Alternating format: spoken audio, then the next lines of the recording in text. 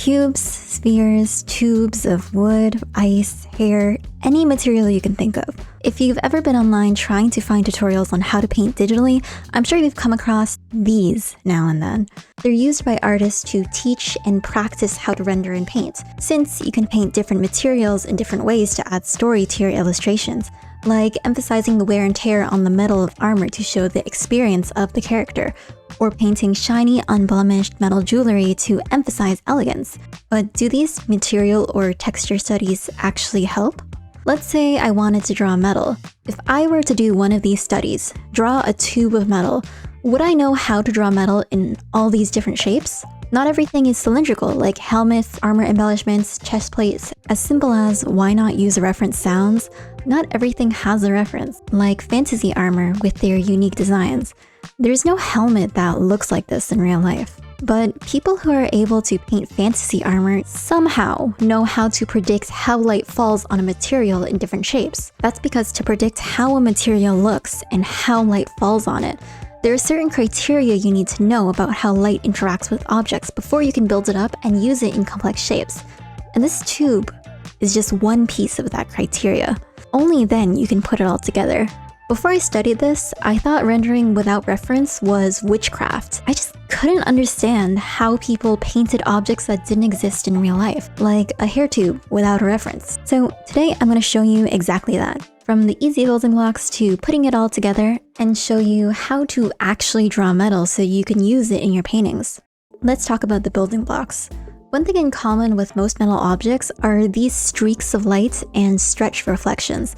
We can find where to paint these light streaks and which direction they point by paying attention to the curves of the surface of the objects you want to paint. On a flat plane, we can treat metal like any other material and paint a gradient of light to dark, the light part of the gradient closest to the light source.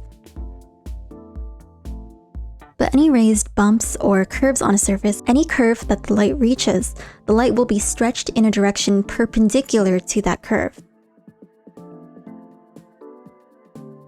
That's why the light is stretched in this direction on a metal tube. It is perpendicular to the overall curve of the tube. The sharper the bend of the curve, the thinner that streak of light becomes. We can see this more clearly on a metal cone. At the bottom of the cone, the streak is thicker than the top. Edges and corners are actually very small, tiny curves, so you can add that light streak right at that edge. But all these rules can be applied to any object. This is now where we can start making it look like metal. Metal is much more reflective than many other everyday materials, so every other source of background light leads to extra streaks on that curved surface. For example, the main light could aim past that object and bounce from the ground onto that object again, leading to another reflected light hitting the metal. So next, for every bright object in the background, we can add that little reflection into the metal. We add these dark streaks beside these highlights because just as metal is excellent at reflecting light, you can also see the absence of light. When a material is matte, there are little bumps on the surface that scatter the light more, but the smoother and more reflective the surface, the more shadows we can see. So we can place these darker areas between and beside the highlights to increase that contrast. If you want a matte, less reflective material, we can decrease the contrast. One thing I haven't touched on is light drop-off. Naturally, as you get further away from the light, the streak of light will get weaker until it fully drops off. Of course, the type of metal and background both affect the final colors of the metal, but usually we can assume if the object is outside, the blue from the sky is usually reflected down onto the metal, as well as any colors of any objects close to that metal. So for example, if this cat was orange, we can add some orange to the area of the metal right beside it. If this metal is in a dark room or this is nighttime, we can add a multiply layer to darken the areas of the object further from the light source and increase the brightness of any edges or curve that, again, catch the light.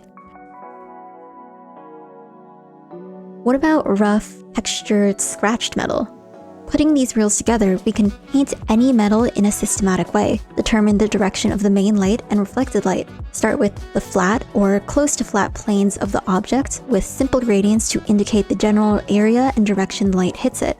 If there are any bumps or curves that the light hits, the light streak will be perpendicular to that curve, including any edges.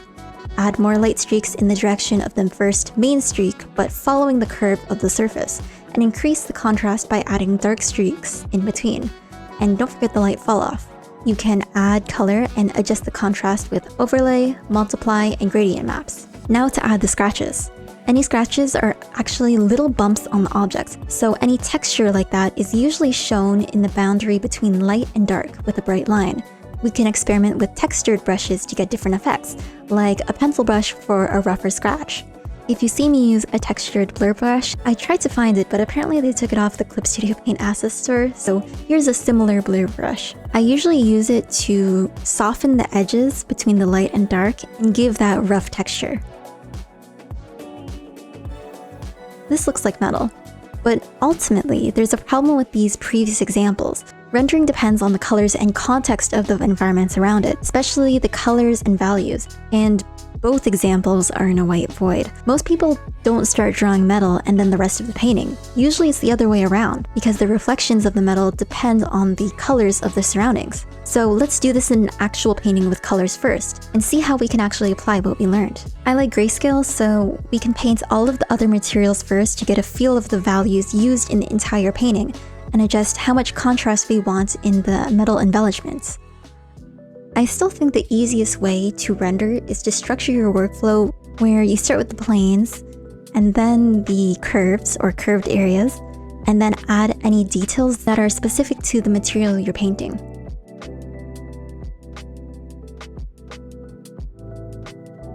After the grayscale is done, we can add color.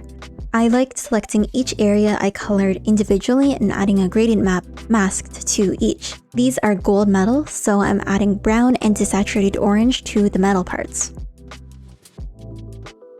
When rendering fully, I usually turn the brush opacity a little lower so that I can mix any surrounding colors into the reflection of the metal, and adding streaks following the form already established in the grayscale phase.